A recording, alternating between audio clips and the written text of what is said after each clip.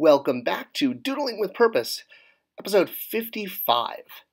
Now that we've learned all of our basic glyphs, we're going to be jumping into sentence structure and the actual elements of the language, because the end goal isn't just to doodle with purpose, but to actually know what you're doodling. I mean, if you just want to learn to draw them, you're done.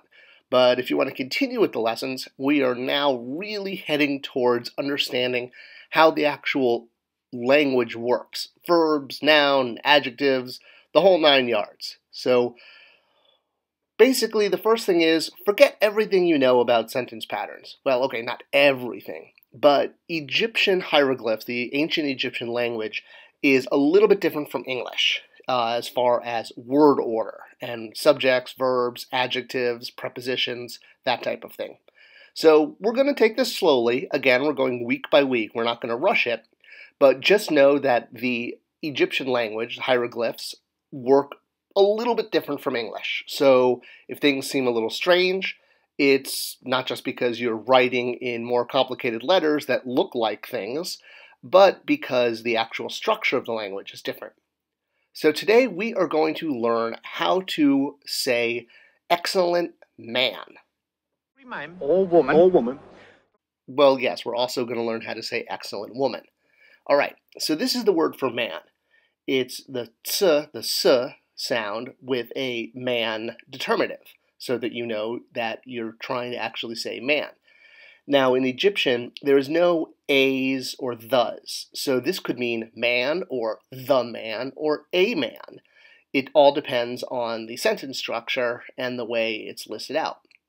Now, all nouns in Egyptian are similar to French and Spanish. So if you're familiar with French and Spanish, the idea that there's masculine and feminine versions, not like this, more like this, where different nouns actually are considered feminine or masculine by the nature of the noun. Usually in French and Spanish it's how it's spelled.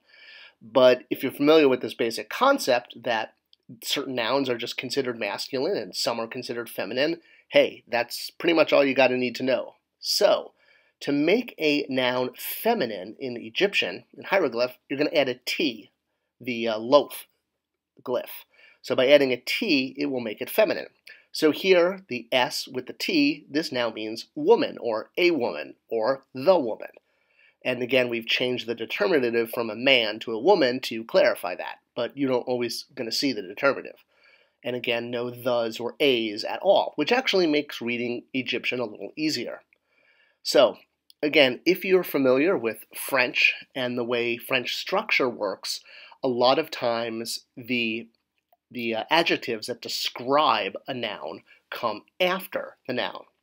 There are exceptions, but in English, usually it always comes before. So, this is the word for excellent, iker. The I, the K, and the R. And then that last one is the determinative papyrus scroll, meaning a indeterminative thing. Like it's not, it's a feeling, meaning excellent is a feeling. It's a type of just being. So that's why the scroll is used. So iker. So if we were going to say the excellent man, we're going to put iker at the end of man. So this, if you read it literally, says the man excellent. But if you're in ancient Egypt, you would know it means the excellent man. Excellent coming after the noun. So noun and then adjective. So again, for a woman, this would say a excellent woman or the excellent woman, but excellent comes after woman. If you read it literally, it would say the woman excellent. All right, let's just look now at prepositions. So prepositions are words that prepose a noun to say where it is. It's in front of, behind, prior. So let's go over a few basic ones. The M can mean in, with, from, or as. And I know that's a little confusing because this one symbol, this one glyph, has 4 different meanings. And how are you going to know which preposition it means? Well, you're going to basically use context clues, just like you learned in elementary school. It's logically going to mean in, with, from, or as, based on how it's used in the sentence. All right, the next one, the N, either means towards a person or for. Again, using context clues to understand if it means towards a person or for something. Next up, we're going to have the R, the mouth. This one means towards a place, or it can mean at. Once again, context clues are going to tell you if you're meaning towards or at. In, the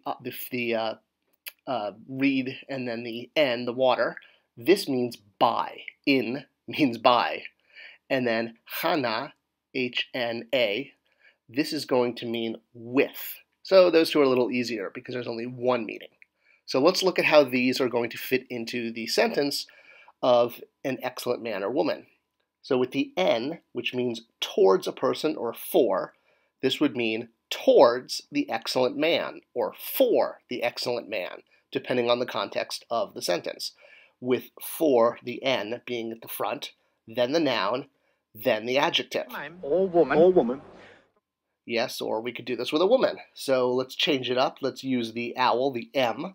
So this would mean either in the excellent woman, with the excellent woman, from the excellent woman, or as the excellent woman.